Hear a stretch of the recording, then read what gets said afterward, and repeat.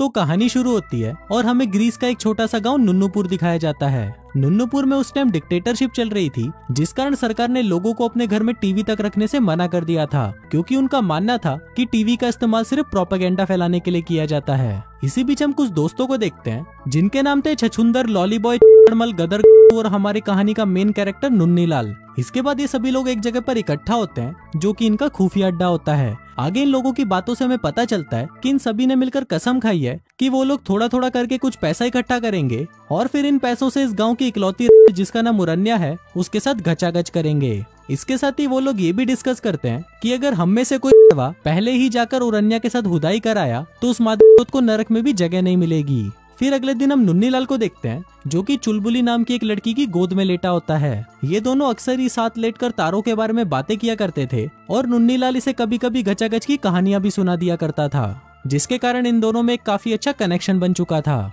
फिर अगले दिन हम गांव के एक आदमी को देखते हैं जो कि गांव में एक प्रोजेक्टर खरीद के लाता है। अब उस गांव के लोगों ने कभी भी ऐसी चीज देखी नहीं थी, इसलिए उसे देखने के लिए वहां पर गांव के लोगों की भीड़ लग जाती है। इसके बाद वो आदमी एक प्रीस्ट बुलाकर उस प्रोजेक्टर की पूजा करवाता है, जिसके बाद सभी आदमी मिलकर दारू पार्टी करते हैं, क्योंकि अब वो लोग बड़े पर्दे पर भी मियां खलीफा की पारिवारिक फिल्में देख पाएंगे। दूसरी तरफ हम नुन्नीलाल और उसके साथियों को देखते हैं जो कि अपने घर से थोड़े थोड़े पैसे चुराकर उरन्या के पास गचागच मचाने आते हैं। इसके बाद हम वहाँ पर उरन्या को देखते हैं जो कि बहुत ही ज्यादा खूबसूरत दिख रही थी, पर क्योंकि इन चूजों के पास पैसे कम थे इसलिए उरन्या उन्हें वहाँ से भगा देती है। लेकिन इस बार वो लोग उसे पैसों के साथ एक ब्रेड का बड़ा टुकड़ा भी देते हैं, जिसके बाद उरन्या वहीं बैठकर उनको अपने बड़े संतरों और काली गुफा के दर्शन करवाती है, जिसको देखने के बाद वो हरामी बच्चे भी बहुत ज्यादा खुश हो जाते हैं। फिर हिलाने के बाद जब नुन्नीलाल अपने घर पर आता है तो वहाँ पर उसके डैड उस पर बहुत चिल्लाते हैं, क्योंकि वो हमेशा ही खाने के वक्त लेट आता है। फिर आगे इन लोगों की बातों से हमें पता चलता है कि नुन्नीलाल एक एस्ट्रोनॉट बनना चाहता है,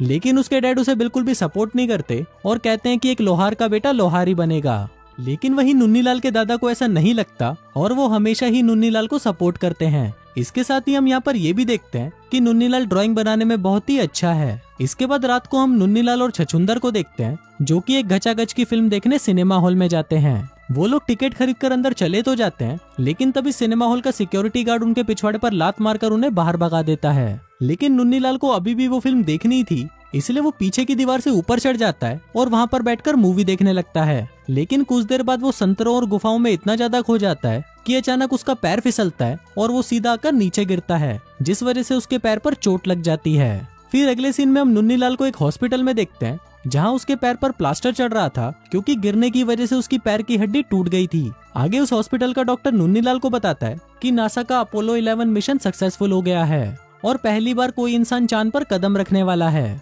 अब क्योंकि ये एक बहुत ही बड़ा इवेंट है, इसलिए इस चीज को टीवी पर भी दिखाया जाएगा। अभी जानकर नुन्नीलाल को बहुत बुरा लगता है, क्योंकि उसके गांव में तो टीवी ही नहीं था और अब उसे भी किसी इंसान को चांद पर उतरते हुए देखना था। फिर अगले दिन हम उरन्या को देखते हैं जो कि गदर गांडू की दुकान पर कुछ सामान खरीदने आती है। यहाँ पर उरन्या गदर गांडू को अपनी तरफ अट्रैक्ट करने की कोशिश करती है और वो उसमें कामयाब भी हो जाती है। फिर वो गदर गांडू से ऊपर रखी हुई एक कैन उतारने को बोलती है और फिर जब वो उस कैन को उतार रहा होता है तो उसका ध्यान उरन्या के संतरों पर होने की वजह से वो उस कैन को अपने बाप के सिर के ऊपर गिरा देता है, जिसके बाद उसका बाप उसकी गांड पर लात मारकर उसे भगा देता है। इसके बाद गदर गांडू सभी हरामियों की मीटिंग बुलाकर उनको बताता है कि आज उरन्या उसकी दुकान पर आई और उसके बड़े बड़े संतरों को देखकर उसका छोटा केला खड़ा हो गया। फिर वहाँ पर नुन्नीलाल सभी को अपोलो 11 के बारे में बताने लगता है कि इतिहास में पहली बार कोई इंसान चांद पर कदम रखने वाला है। इसलिए उसको लगता है कि जो पैसे हम उरन्या को बजाने के लिए जमा कर रहे हैं, हमें उन पैसों से टीवी खरीदना चाहिए ताकि हम इंसान को चांद पर उतरते हुए देख सकें।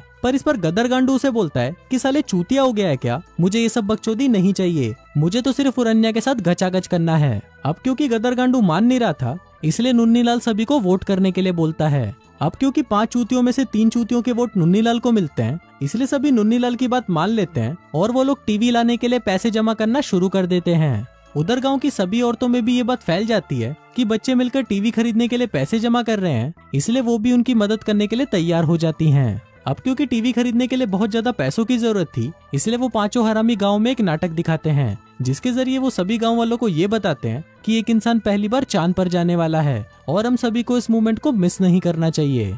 उधर नाटक देखने उरन्या और चुलबुली भी वहाँ पर आती है और गदर गांडू तो उरन्या को देखकर देखता ही रह जाता है और वहीं नुन्नीलाल सिर्फ चुलबुली को ही देख रहा होता है जिसको देखकर हम व्यूअर्स को पता चलता है कि ये गधे का बाल उरन्या को छोड़कर चुलबुली को पसंद करता है। फिर शो खत्म होने के बाद गांव वालों को उनका नाटक बहुत पसंद आता है, जिसके बदले वो उन्हें थोड़े पैसे भी दे देते हैं। इसके बाद जब वो सभी पैसों को गिनते हैं तो उन्हें पता चलता है कि उन्हें जितने पैसों की जरूरत है उसके आधे पैसे भी अभी तक जमा नहीं हो पाए। तभी चूतड़मल सभी को कंगाली नाम के एक भिखारी के बारे में बताता है और कहता है कि वो पहले सोने की खदान में काम किया करता था और गांव में ये अफवाह है कि उसके पास बहुत सारा सोना है, जिसको उसने अपने गधे पर बैठने वाली सीट में छुपा रखा है। अभी सुनकर वो सभी हरामी कंगाली को दबोच लेते हैं और उसके गधे के सामने एक सुंदर सी गधी को लेकर आते हैं, जिसको देखकर गधा उसकी बजाने उसके पीछे चला जाता है। और अब इसी मौके का फायदा उठाकर चूतड़मल और उसके दोस्त उस गधे की सीट को चेक करने लगते हैं, लेकिन उन्हें वहाँ पर कोई भी सोना नहीं मिलता, जिस वजह से वो लोग निराश हो जाते हैं। इसके बाद मुन्नीलाल कंगाली को उसकी सीट सही करके दे देता है, जिसके बाद से उन दोनों में काफी अच्छी दोस्ती भी हो जाती है। फिर अगले दिन जब मुन्नीलाल एक ऑफिसर की पेंटिंग बना रहा था, तब उस ऑफिसर को एक कॉल आता है कि कुछ ही दिनों में यूएसए का वाइस प्रेसिडेंट उनके गाँव में आने वाला है। ये बात वहाँ पर मुन्नीलाल भी सुन लेता है और फिर घर आकर वो ये बात अपनी मॉम को बता देता है। वहीं इसकी मॉम इसे कुछ पैसे देती है, जो कि गांव की सभी औरतों ने टीवी के लिए इकट्ठा किए थे। इसके बाद मुन्नीलाल ये पैसे अपने दोस्तों को दिखाता है और अब टीवी खरीदने के लिए उन्हें सिर्फ कुछ ही पैसों की जरूरत थी। फिर अगले दिन जब सभी लड़के सिनेमा हॉल के बाहर खड़े थे, तभी उनके पास एक आदमी आता है और उनसे बात करने लगता है। वहीं बातों बातों में जब उस आदमी को पता चलता है कि ये लोग टीवी खरीदने के लिए पैसे जमा कर रहे हैं, तो वो उनको बचे हुए पैसे देने के लिए तैयार हो जाता है। बस बदले में उनको गाँव में ये खबर फैलानी होगी कि यूएसए का वाइस प्रेसिडेंट इस गाँव में आने वाला है। फिर रात को हम मुन्नीलाल को देखते हैं, जो कि चुलबुली को बता रहा होता है कि उन्होंने टीवी खरीदने के लिए पैसे जमा कर लिए हैं। फिर अगली सुबह हम मुन्नीलाल के बाप को उसकी माँ से झगड़ा करते हुए देखते हैं, क्योंकि मुन्नीलाल के बाप को अमेरिकन बिल्कुल भी पसंद नहीं थे, पर उसने अपने घर में ही उनके देश का झंडा लगा रखा था, जिस वजह से उसका बाप उसकी माँ से बहस करने लगता है। फिर कुछ दिन बाद पुलिस वाले मुन्नीलाल के घर पर आते हैं और उसके बाप को उठाकर अपने साथ ले जाते हैं, क्योंकि वो एक कम्युनिस्ट था और वो सरकार के खिलाफ था। इसके साथ ही वो लोग एक कॉफी शॉप के मालिक को भी पकड़ लेते हैं, क्योंकि वो भी एक कम्युनिस्ट था। लेकिन ये लोग इस गांव में काफी सालों से रह रहे थे, इसलिए पुलिस वाले उन दोनों को छोड़ देते हैं। अब इस इंसिडेंट की वजह से मुन्नीलाल के डैड काफी बदल जाते हैं और वो मुन्नीलाल के एस्ट्रोनॉट बनने के सपने को भी सपोर्ट करने लगते हैं। फिर अगले दिन यूएसए के वाइस प्रेसिडेंट इनके गांव में विजिट करने आते हैं और कुछ देर वहां पर रुकने के बाद वो वहां से चले जाते हैं। इसके बाद मुन्नीलाल और उसके दोस्त जब टीवी खरीदने के लिए पैसे चेक करने जाते हैं, तो वहां देखकर उनकी फटकर 464 हो जाती है, क्योंकि जो पैसे उन्होंने जमा करके रखे थे वो सारे पैसे वहां से गायब थे।